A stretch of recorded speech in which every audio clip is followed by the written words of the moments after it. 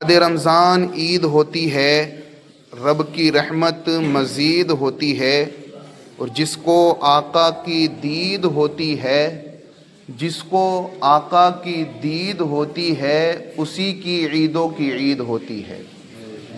جس کو آقا کی دید ہوتی ہے اسی کو عیدوں کی عید ہوتی ہے۔ اور عید تجھ کو قربان، عید تجھ کو مبارک اے صائم۔ صائم بولتے ہیں جو روزہ رکھتا ہے، روزہ رکھنے والے کو۔ عید تجھ کو مبارک ہو اے صائم، روزے داروں کی ہی عید ہوتی ہے،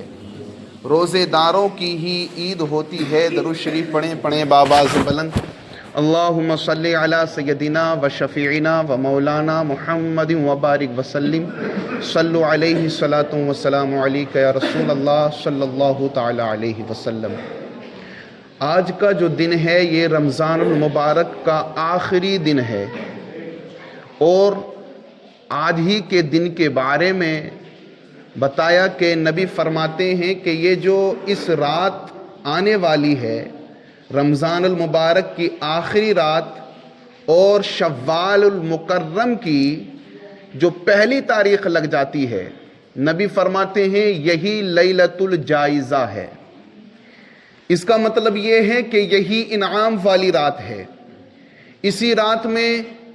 لوگوں کو انعام دیے جاتے ہیں، لوگوں کو اس کا بدلہ دیا جاتا ہے۔ جنہوں نے سارے رمضان المبارک روزے رکھے، عبادتیں کی، نمازیں ادا کی، تراویح ادا کی، قرآن مجید پڑھا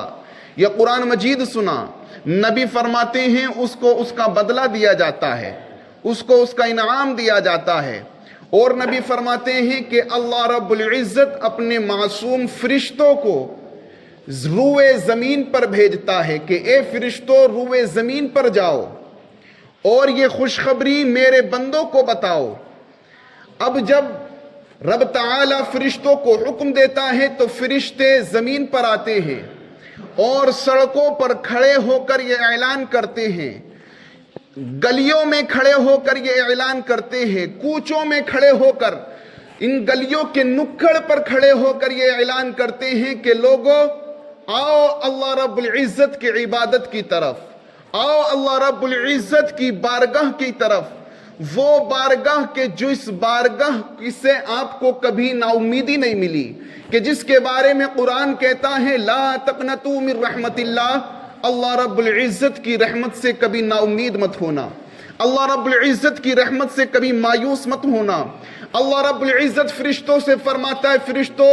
لوگوں کو کہو کہ لوگوں، اللہ رب العزت کا حکم یہ ہے۔ اب فرشتے جب روئے زمین پر آ کر گلیوں میں کوچوں میں یہ اعلان کرتے ہیں، لوگوں سے کہتے ہیں اے لوگوں آؤ اللہ رب العزت کی بارگاہ کی طرف۔ جب وہ بندے بارگاہ میں آتے ہیں، مسجد میں یا عیدگاہ میں عید کی نماز کے لیے اکٹھا ہوتے ہیں، تب اللہ رب العزت اپنے فرشتوں سے فرماتا ہے اے میرے فرشتوں اب تم ہٹ جاؤ، میرا بندہ میری بارگاہ میں آ گیا ہے، میرا بندہ میری بارگاہ میں آ چکا ہے، اب وہ جو عبادت کرے گا میری عبادت کے لیے آیا ہے، عبادت کرے گا تو میری کرے گا، تو اب اس سے جو بات ہوگی وہ بھی میری ہوگی، جو بات کرے گا وہ بھی میں ہی کروں گا۔ اللہ اکبر۔ اب وہ جب بندہ عیدگاہ میں یا مسجد میں عید کی نماز ادا کرتا ہے تو وہی رب العزت، جس رب العزت نے تم کو تخلیق دی ہے، جس رب العزت نے تم کو پیدا فرما کر کہا لقد خلقنا الانسان فی احسن تقویم، کہ میں نے جنوں اور انسانوں میں یعنی تمام مخلوقات میں اگر کسی کو بہتر تخلیق دی ہے تو وہ انسان کو دی ہے، اگر کسی کو بہتر صورت دی ہے تو وہ انسان کو دی ہے، اگر کسی کو بہتر شکل دی ہے تو وہ انسان کو دی ہے۔ اب جب وہ انسان مسجد میں آ کر اللہ رب العزت کی عبادت کر رہا ہے، عیدگاہ میں آ کر اللہ رب العزت کے لیے نمازیں پڑھ رہا ہے، تو رب العزت ارشاد فرماتا ہے اے فرشتوں ذرا یہ بتاؤ جب کسی مزدور نے پوری مزدوری کر لی ہو تو اس کو کیا انعام دیا جائے، اس کو کیا انعام سے نوازا جائے؟ تو فرشتے مؤدبانہ عرض کرتے ہیں، حضور مؤدبانہ عرض کرتے ہیں کہ پروردگار کہ دستور تو یہ ہے کہ جو پوری مزدوری کرتا ہے اس اس کو پورا پورا انعام دیا جاتا ہے، جو پورا کام کر لیتا ہے اس کو انعام بھی پورا دیا جاتا ہے۔ تو اللہ رب العزت کی رحمت جوش میں آتی ہے کہ اے بندے کہ تو نے رمضان المبارک میں میری عبادت کی، تو نے رمضان المبارک میں جو ہے روزے رکھے ہیں، رمضان المبارک میں نماز تراویح ادا کی، نماز تراویح کی شکل میں قرآن مجید سنا، قرآن مجید کو پڑھا، تو اے بندے تو نے پوری عبادت کر لی ہے۔ آج عید کا دن ہے تو اللہ رب العزت میں ان فرشتوں کو گواہ بنا کر یہ اعلان کرتا ہوں کہ جس نے یہ تمام کام کیے، اللہ رب العزت عیدگاہ سے پہنچنے سے پہلے اس کو تمام گناہوں سے پاک فرما دیتا ہے اور تمام اس کی بخشش اور درجات بلند فرما دیتا ہے۔ اور یاد رکھنا عید جو ہے یہ عید ایسی عید ہے کہ جس کے بارے میں حضرت عمر ابن خطاب اور بہت سے صحابی رسول اور بزرگان دین فرماتے ہیں کہ یہ هذا العید و هذا اليوم الوعید، کہ یہ جو عید ہے یہ خوشی کا بھی دن ہے اور غم کا بھی دن ہے۔ جب غوث اعظم سے پوچھا گیا حضور چاند نہیں دکھا ہے، اب بتائیں کل عید منائیں یا پرسوں کو عید منائیں؟ حضور ذرا یہ بتائیں کل کو عید ہے یا پرسوں کو عید ہے؟ تو حضور غوث اعظم فرماتے ہیں، کیا فرمایا حضور غوث اعظم نے؟ نہ کل عید ہے نہ پرسوں عید ہے، بلکہ جس دن میری روح اس دنیا فانی سے کوچ کر جائے اور ایمان کی حالت میں وہ قبر میں اتر جائے تو قسم خدا کی وہی عید کا دن ہے، وہی عید کا دن ہے۔ اور فرمایا حضرت عمر ابن خطاب نے ہذا یوم العید و ہذا یوم الوعید، بلکہ حضرت عمر ابن خطاب کون ہے بتاؤں؟ وہ حضرت عمر ابن خطاب جس کے بارے میں میرے نبی فرماتے ہیں کہ جس گلی سے عمر نکل جاتے ہیں شیطان ادھر کو نہیں گزرتا ہے، وہ عمر ابن خطاب کہ جس کے بارے میں میرے نبی فرماتے ہیں اگر تمہیں دنیا میں اور آسمان میں اور جنت میں اگر کسی کو جنت کا چراغ دیکھنا ہے تو وہ عمر کو دیکھ لے۔ وہ عمر ابن خطاب کہ جس کے بارے میں نبی فرماتے ہیں کہ جتنا اسلام کو عمر سے فائدہ ہوا ہے اور کسی سے فائدہ نہیں ہوا، وہ عمر ابن خطاب کہ جس کے بارے میں نبی فرماتے ہیں اگر مجھ نبی کے بعد اگر کوئی نبی ہوتا تو وہ عمر ابن خطاب ہوتا۔ اللہ اکبر۔ وہ عمر ابن خطاب کہ جس کی اتنی فضیلت ہے، جو خلیفہ دوم ہیں، نبی صلی اللہ علیہ وسلم کے خلیفہ ہیں، وہ عمر ابن خطاب کے بارے میں ذرا سنیں۔ عمر ابن خطاب جیسے ہی عید کا دن آیا اپنا حجرہ بند کر لیا اور اپنے حجرے میں رو رہے ہیں، بڑے گڑ گڑا رہے ہیں، سجدے میں گر گئے اور رب العزت کی بارگاہ میں عریضہ پیش کر رہے ہیں کہ میرے مولا میرے گناہوں کو بخش دے، میرے مولا میرے تمام خطاؤں کو بخش دے۔ ارے وہ تو ایک ایسے ولی، وہ تو ایک ایسے بزرگ ہیں، وہ تو ایک ایسے صحابی ہیں کہ جس سے شیطان گھبراتا تھا، لیکن وہ بھی اپنے گناہوں سے لرز جاتے، بلکہ جب قرآن پڑھتے یا سنتے تو ان کے آپ کے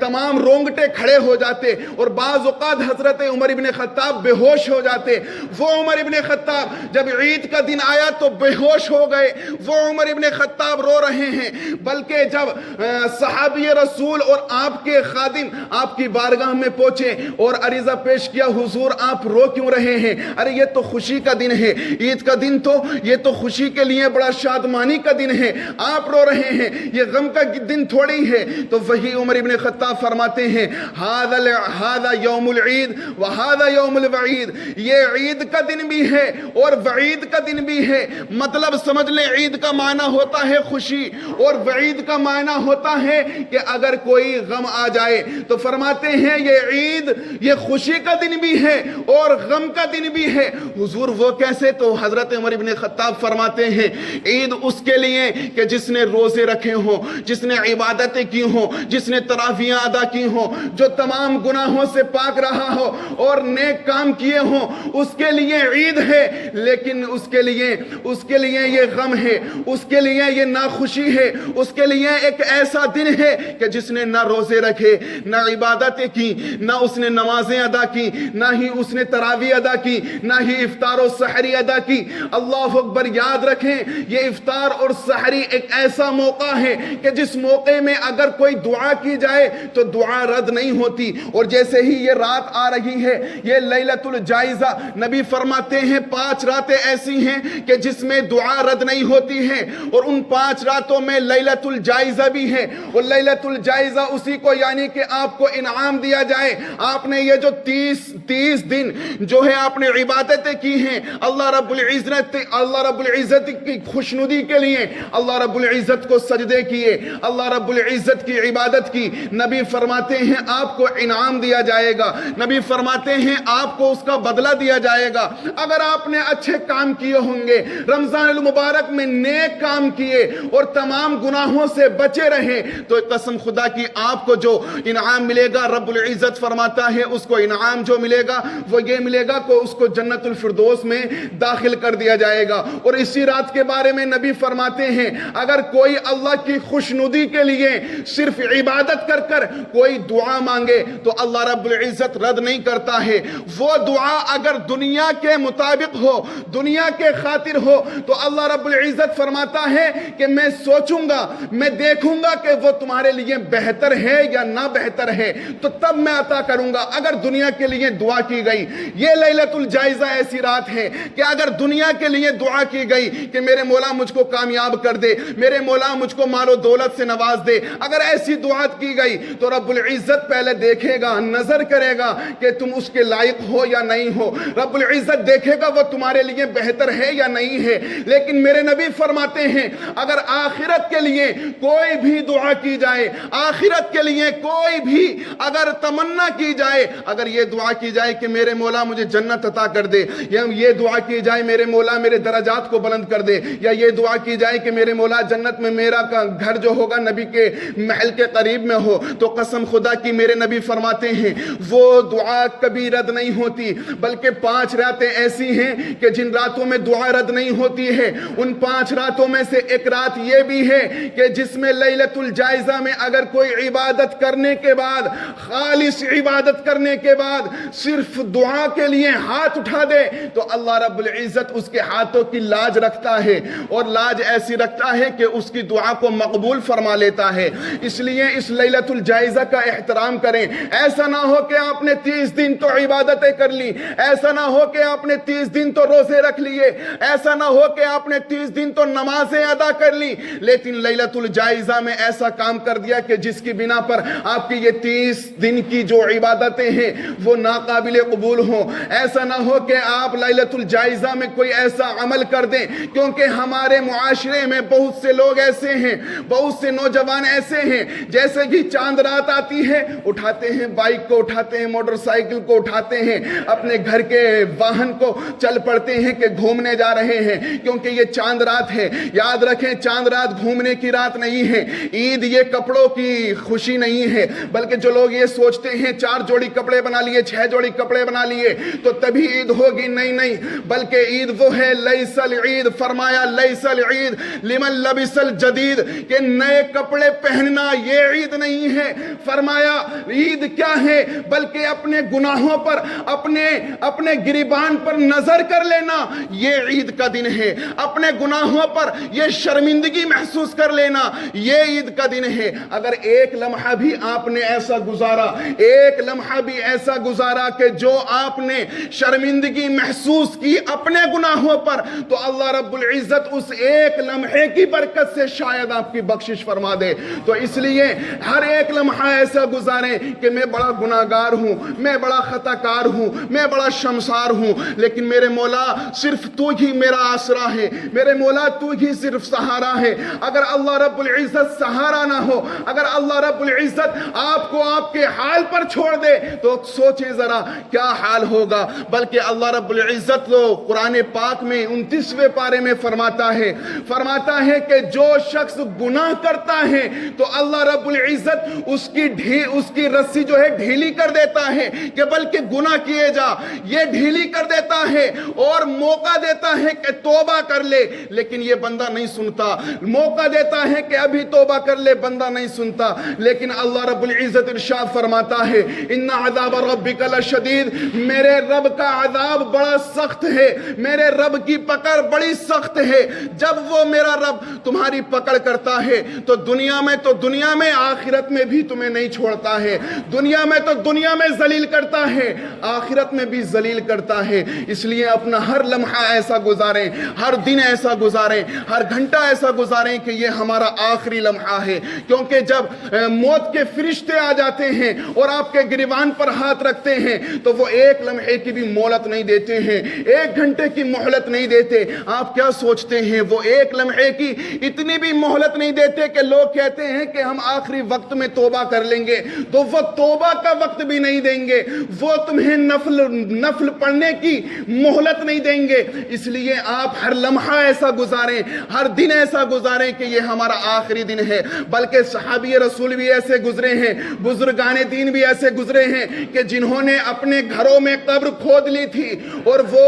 24 گھنٹوں کے 20 گھنٹے اس قبر میں رہتے تھے اور قبر کو یاد کیا کرتے تھے، صرف اس وجہ سے کہ ہماری قبر میں ہمارا حال کیا ہوگا، ہماری قبر میں ہمارا حشر کیا ہوگا۔ صرف اس وجہ سے وہ قبر میں سویا کرتے، قبر کی تنہائی کو، قبر کی آخری رات کو یاد کیا کرتے۔ اس لیے آپ کو یاد کرنا ہے وہ آخری لمحے، آپ کو یاد کرنی ہے وہ قبر کی تاریخی، آپ کو یاد کرنی ہے وہ قبر کی اندھیری، کہ جس اندھیری میں کوئی پرسان حال نہیں ہوگا۔ اگر پرسان حال ہوگا تو آمنہ کا لال ہوگا، اگر پرسان حال ہوگا تو مدینے کا تاجدار ہوگا، اگر پرسان حال ہوگا تو ہم بے سہاروں کا سہارا پرسان حال ہوگا، اگر پوچھنے والا ہے تو وہی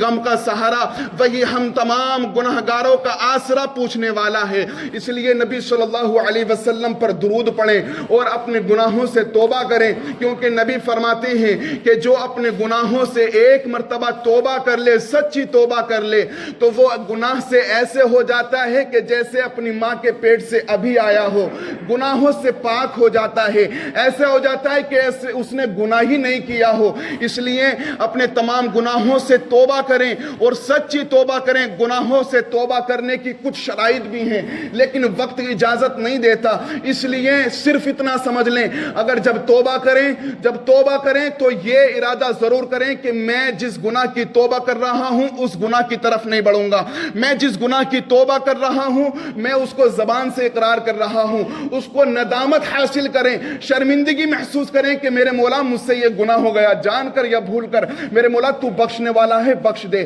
اس لیے کیونکہ اگر آپ نے گناہ سے توبہ کر لیا تو آپ یہ دنیا میں بھی کامیاب رہیں گے اور آخرت میں بھی کامیاب رہیں گے۔ خیر، اللہ رب العزت سے دعا ہے اللہ رب العزت ہم تمام کی حاضری کو قبول فرمائیں، ہم تمام کی علم و عمل میں بے پناہ برکتیں عطا فرمائیں، ہم تمام کی عبادتوں کو، ریاضتوں کو قبول فرمائیں، ہم تمام کے سجدوں کو قبول فرمائیں۔ آمین اللہم آمین یا رب العالمین، وآخر دعوانا الحمدللہ رب العالمین، وما توفیقی الا باللہ۔ السلام علیکم ورحمۃ اللہ۔ جن حضرات نے سنت ادا نہیں کی ہیں وہ سنت ادا کر لیں۔